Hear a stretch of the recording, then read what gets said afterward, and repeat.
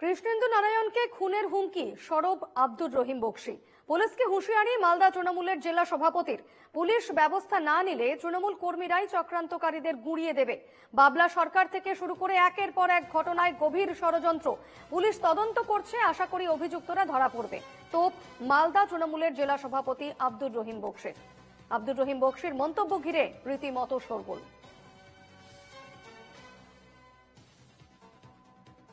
সামনে 2026-এ নির্বাচন, সেই নির্বাচনকে সামনে রেখে আমার মনে হয় যে মালদা জেলাকে শান্ত করার চেষ্টা করা হচ্ছে। সুপরিকল্পিতভাবে এই ধরনের আক্রমণ এবং কুচক্রান্ত করার চেষ্টা করা হচ্ছে।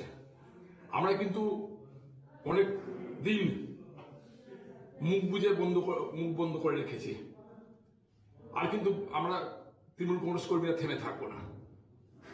পুলিশ তদন্ত করছে, পুলিশ তদন্তে সফলতা পাবে কিনা আমরা জানি না। বিগত দিনে সফলতা পেয়েছে পুলিশ, এটার ক্ষেত্রে পুলিশ সফলতা পাবে আশা রাখছি আমরা। ইতিমধ্যে আমরা খবর পেয়েছি যে মোবাইল থেকে মেসেজগুলো এসছে, তাদের কয়েকজনকে চিহ্নিতকরণ করা গেছে।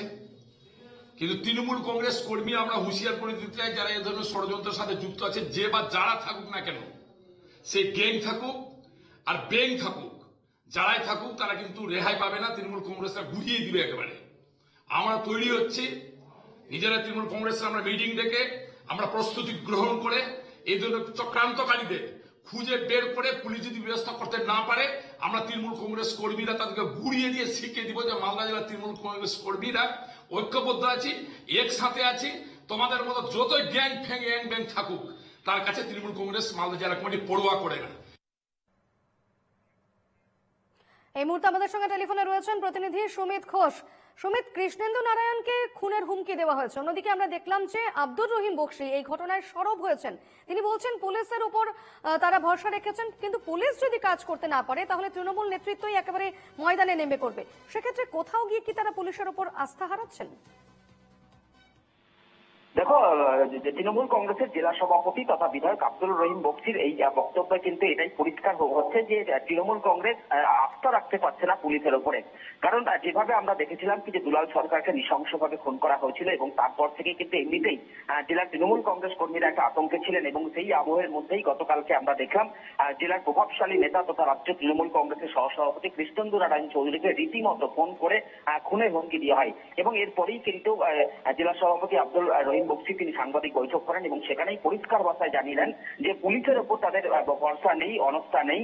তবে পুলিশই তদন্তে সাফল্য পাবে এমনটাও কিন্তু তিনি জানাচ্ছেন। তবে পুলিশ যদি গভীরভাবে তদন্ত না করে, সেই ক্ষেত্রে কিন্তু তারা একত্রিত হবে, জেলা তৃণমূল কংগ্রেস একত্রিত হয়ে কিন্তু এই যে কুচক্রান্ত বা চক্রান্তকারী যারা রয়েছেন তাদের কিন্তু গুড়িয়ে দেওয়া হবে বলেও তিনি কিন্তু হুঁশিয়ারি দিয়েছেন। সুমিত, একের পর এক আমরা দেখেছি বাবলা সরকারের তাকে খুন করা হয়েছে প্রকাশ্য দিবালোকে, এরপর তৃণমূল কর্মীকে টার্গেট করা হয়েছে, তারপর আমরা দেখছি কৃষ্ণেন্দু নারায়ণ চৌধুরী, তাকে ফোনে SMS এ হুমকি দেওয়া হচ্ছে খুনের। সেক্ষেত্রে একের পর এক এই যে তৃণমূল নেতাদের টার্গেট করা হচ্ছে, এই মুহূর্তে মালদা জেলা তৃণমূল নেতৃত্ব কি চাইছেন, কি দাবি রয়েছে তাদের? দেখো, গতকালকে ঘটনার পর ইতিমধ্যেই কিন্তু রাজ্য নেতৃত্বকে বিষয়টি জানিয়েছেন কৃষ্ণেন্দু নারায়ণ চৌধুরী, এবং তার পাশাপাশি জেলা তৃণমূল কংগ্রেস নেতৃত্ব তারাও কিন্তু বিষয়টিকে রাজ্য নেতৃত্বকে জানিয়েছেন। তারপরে স্বাভাবিকভাবেই কিন্তু পুলিশের যে তৎপরতা, সেই তৎপরতা কিন্তু গতকালকে থেকেই নজরে পড়েছে, এবং ইতিমধ্যেই কিন্তু এই ঘটনায় 3 জনকে আটক করা হয়েছে। এবং পুলিশ যেটা এখনো পর্যন্ত জানতে পারছে কি যে ইন্টারনেট সিস্টেম যে ব্যবহার, সেই ইন্টারনেট সিস্টেমের ব্যবহার করেই এই যে কৃষ্ণেন্দু নারায়ণ চৌধুরী তাকে হুমকি দেওয়া হয়েছিল। তবে যে 3 জনকে আটক করা হয়েছে, সেই 3 জনকে জিজ্ঞাসাবাদ করে কিন্তু এখনো পর্যন্ত সেই রকম কোনো তথ্য পায়নি পুলিশ। ফলে স্বাভাবিকভাবেই প্রায় 24 ঘন্টা পার হয়ে গেল, এখনো কিন্তু এই ঘটনার কোনো হদিস বের করতে পারেনি পুলিশ। তবে কৃষ্ণেন্দু নারায়ণ চৌধুরীকে হুমকি দেওয়ার পর কিন্তু স্বাভাবিকভাবে কৃষ্ণেন্দু নারায়ণ চৌধুরীর যে নিরাপত্তা, সেদিকে নজর থাকবে। আপাতত ধন্যবাদ সুমিত।